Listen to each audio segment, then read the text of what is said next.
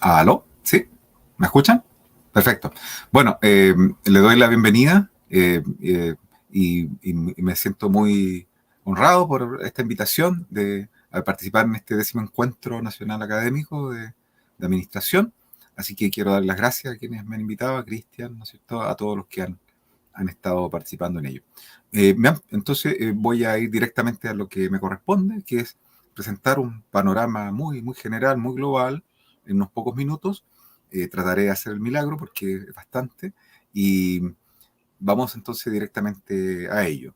Y para eso entonces voy a hacer un relato integrado, muy general, con una síntesis de las cosas que han venido ocurriendo y que marcan de una manera bastante importante las tendencias que se están delineando en este momento en la economía chilena y que van a tener una gran incidencia en lo que ocurre y van a marcar también el debate nacional, el debate político, el debate de las reformas, el debate de la constitución, todo eso.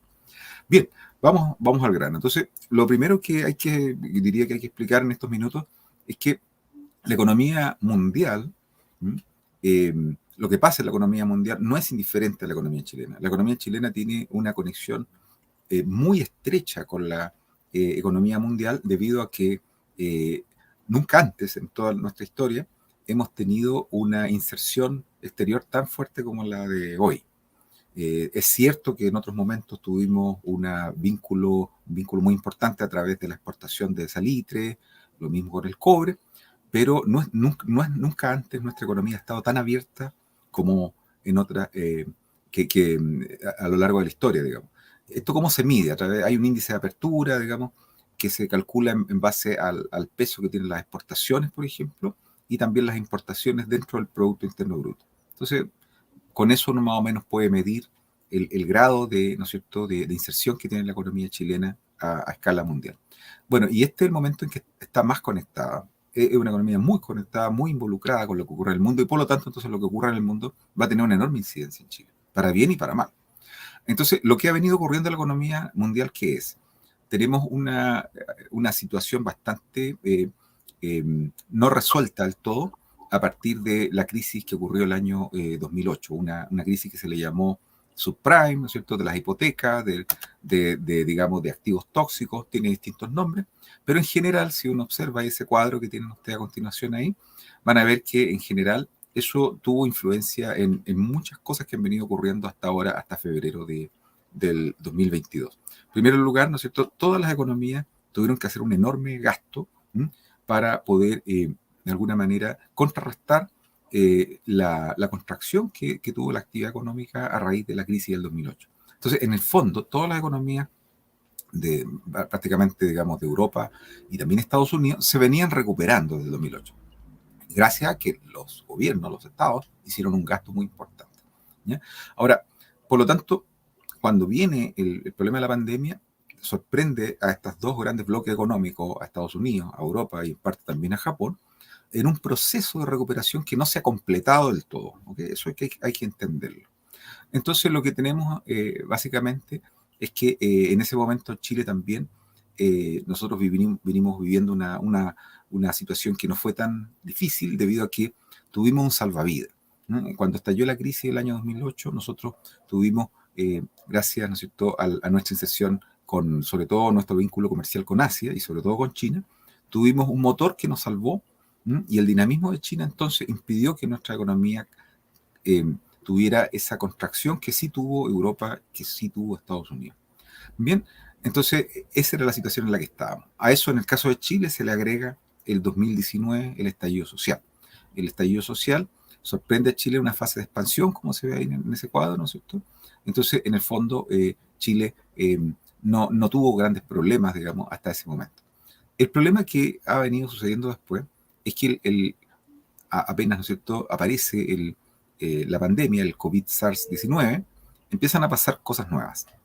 Por un lado, ¿no es cierto?, el país ya estaba en un proceso de incertidumbre, de debate político interno, y a eso se agrega entonces el confinamiento. Y el confinamiento entonces empezó a producir efectos en Chile, pero también en todo el mundo. Entonces lo que ocurrió es que los gobiernos de todo el mundo se vieron obligados a ir gastando más de lo que ya habían gastado. Y esto es importante explicarlo, porque cuando los gobiernos empezaron a gastar, lo hicieron básicamente en base, ¿no es cierto?, a emitir más dinero, ¿ya? Y también a aumentar la oferta de crédito. Rescataron a la banca el 2008, en la banca norteamericana, y en el caso de la Unión Europea, el Banco Central Europeo empezó a bajar las tasas de interés, a prestar dinero más barato, todo eso para alentar el gasto y la recuperación. Entonces, ¿qué es lo que ocurre? La pandemia, se supone que en ese mismo año que viene la pandemia, los gobiernos tenían que entrar a una fase de control de ese gasto, tenían que empezar a reducirlo, tenían que empezar ¿no es cierto?, a subir la tasa de interés, tenían que empezar a disminuir el gasto fiscal, tenían que empezar, ¿no es cierto?, a aplicar medidas de tipo restrictivo, tanto en las políticas fiscales como en las políticas monetarias. Pero ¿qué es lo que ocurrió? En vez de hacer eso, que es lo que tenían que hacer, no pudieron hacerlo porque se encontraron con una situación de pandemia que paralizó la producción en muchos sectores productivos, paralizó el comercio en gran medida a través de, ¿no es cierto?, de los tráficos marítimos sobre todo, y también afectó mucho la demanda, porque en el fondo la gente, ahora buena parte de la familia confinada, ya no compraban las mismas cosas que compraban antes. Entonces tenemos una caída de la producción, tenemos una caída de la demanda, tenemos en el fondo los componentes de la demanda agregada que vienen por el consumo de la familia, por la inversión de las empresas, todo eso ya no funcionaba. Y el otro componente de la demanda agregada, que es el comercio, también estaba alicaído.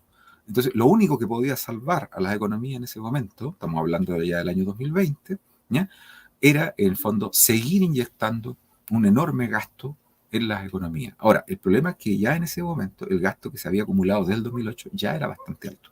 ¿Mm?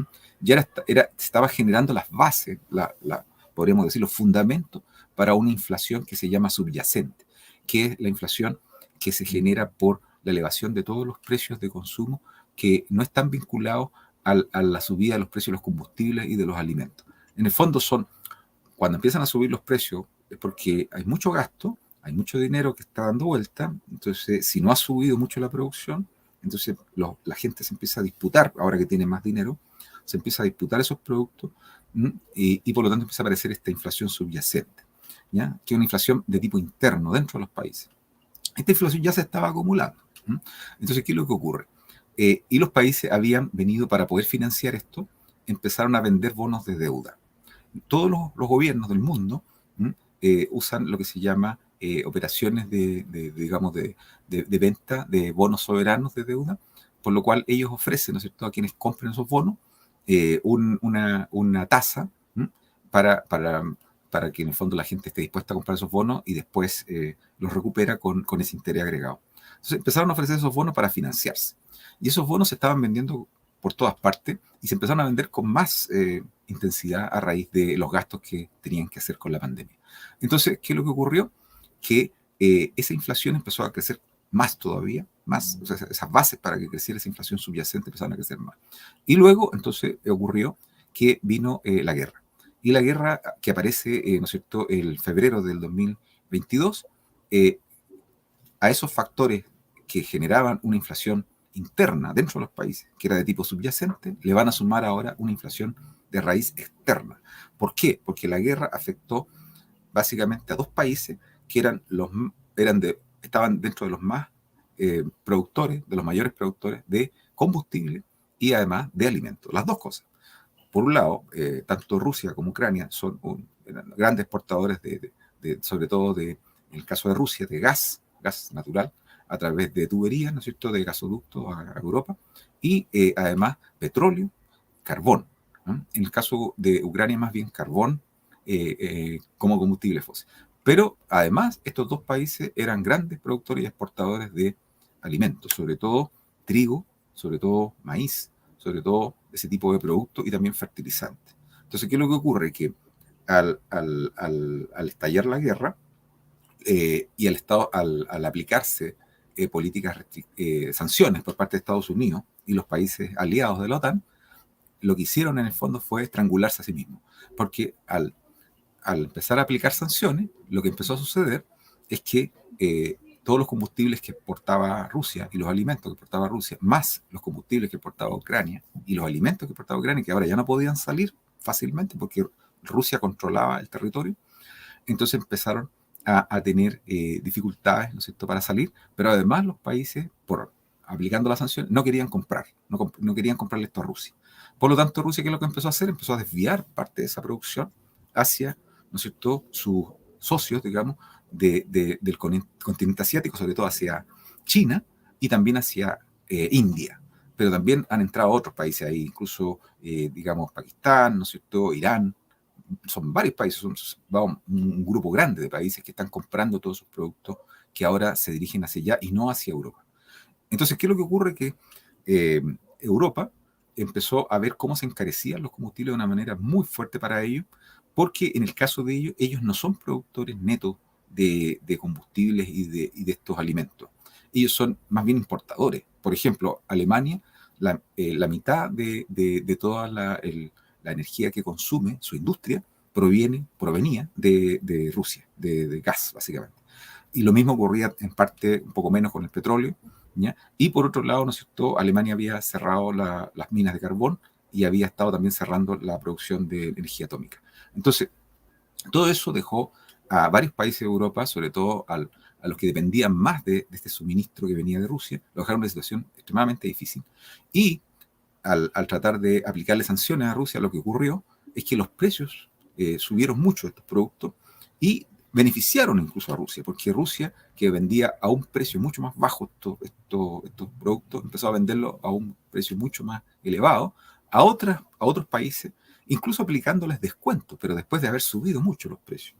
Entonces Rusia, la verdad que se ha forrado durante todo este tiempo de la guerra, se ha llenado de dinero, ha obtenido más dinero que nunca vendiendo su hidrocarburo, ya no a Europa. Y por otro lado, Europa, ¿qué es lo que hizo? Se suicidó, ¿no es cierto?, al depender ahora del suministro de gas que viene desde Estados Unidos, que se lo vende un 40% más caro al precio que lo compraba de Rusia. Entonces, Europa ha entrado en una crisis, está entrando en una situación extremadamente grave, a tal punto que ahora que comienza el invierno allá, no se sabe, o sea, van a tener suministros, se cree, durante un tiempo sin tener que hacer restricciones, digamos, sin tener que hacer apagones, cortar los suministros de electricidad, pero va a llegar un momento que se cree que va a ser ya después de este invierno, en el cual ya no van a tener reservas. ¿M? Y las que han podido acumular las han tenido que comprar a un precio mucho mayor. Al subir los precios de estos productos y también los alimentos, la inflación que se desató en Europa, sobre todo, ha sido realmente la mayor que han vivido ellos en 30, 40 años. Están sobre el 10%. Pero además, como traían una inflación subyacente, que era por el gasto excesivo que habían hecho, eso ha generado un cuadro inflacionario que es muy difícil de desterrar, muy difícil. Pero además siguen gastando. En estos meses han seguido gastando más, no han querido, para no tener que enfrentarse, digamos, a los problemas internos, no han querido cortar el gasto que se basa en endeudamiento. Son los bonos de deuda que ellos venden en los mercados internacionales para poder financiar este gasto.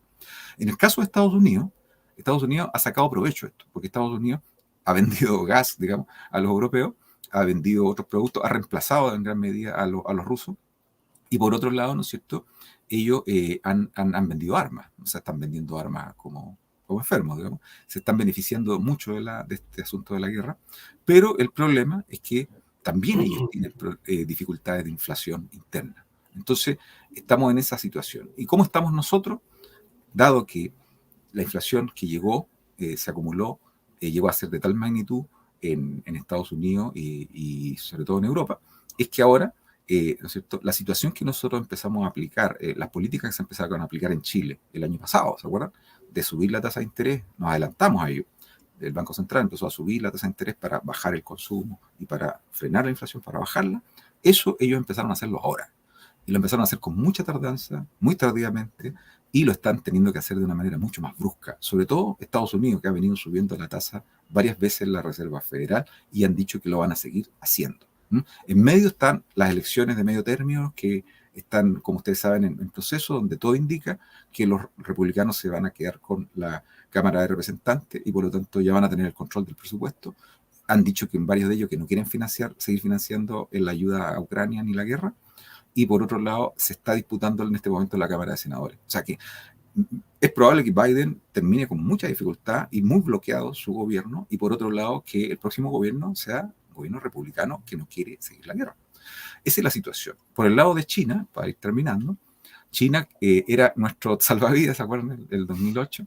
Bueno, China pasó por la pandemia, como ustedes saben, se ha fortalecido mucho vinculándose con Rusia, con India, con todos estos países que he mencionado, pero China, que viene a ser el país con más potencia industrial y que va a desplazar sin duda a Estados Unidos en un momento dado, va a ser la primera economía del mundo dentro de no mucho tiempo.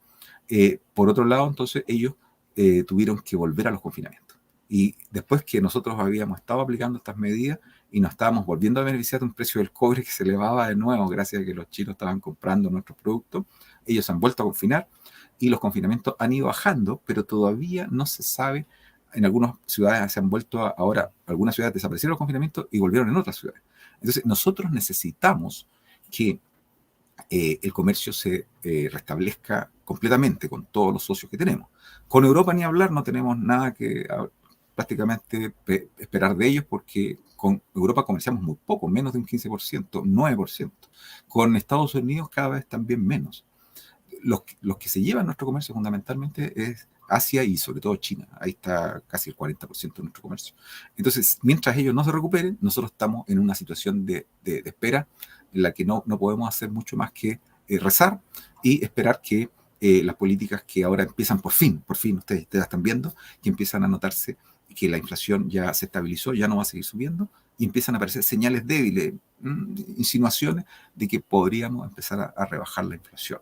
Ese es el cuadro general. Ahora, afortunadamente nosotros, como ya empezamos a subir los intereses hace mucho tiempo, con todos los sacrificios que eso conlleva, probablemente en un tiempo más, si todo aparentemente va a ir en esa dirección, podamos dejar de subir, ya pararon de subirse los intereses y ahora podrían empezar la tasa de política monetaria, quizá a comienzo del próximo año, a mediados, podría empezar a reducirse. Y eso significa que la actividad económica en Chile va a empezar de nuevo a expandirse el mercado interno y si China vuelve a demandar de nuestros productos, podríamos empezar a tener un cuadro de paulatina recuperación por ahí por mediados de año, quizá, esperemos. Eso es. Muchas gracias, profesor. Sin duda, un tema que da para mayor análisis.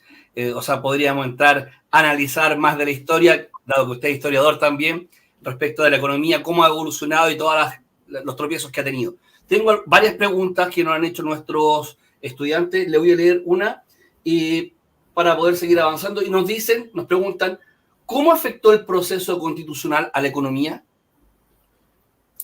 Bien, yo en general creo que las tendencias que tenía la economía chilena ya desde antes no eran buenas. O sea, antes que incluso cuando asumió el gobierno anterior, ya eran malas. O sea, por eso que a pesar de que el gobierno anterior intentó, ¿no es cierto?, y prometió conseguir tasas de crecimiento mayores, ya las condiciones externas no eran buenas. Y por eso que los rendimientos fueron mediocres. Por eso que también de alguna manera el estallido se explica por eso, porque la promesa de bienestar y de prosperidad que se hizo a la clase media no se pudo cumplir, porque en el fondo ni ¿no es cierto? No se creció mucho, los salarios no crecieron mucho. Antes del estallido ya estábamos con problemas. Es decir, el crecimiento era muy bajo, la inversión había venido bajando. Bueno, y luego se suma esto del estallido. El estallido, bueno, lo complicó mucho más todo, porque generó un cuadro de inestabilidad y de incertidumbre tremendo. Y luego vino la discusión constitucional. La buena noticia, digamos, es que afortunadamente, ¿no es cierto? Si bien es cierto, la población dijo claramente la sociedad chilena que no quería la antigua constitución, también dio a entender con mucha claridad que no quería cualquier constitución.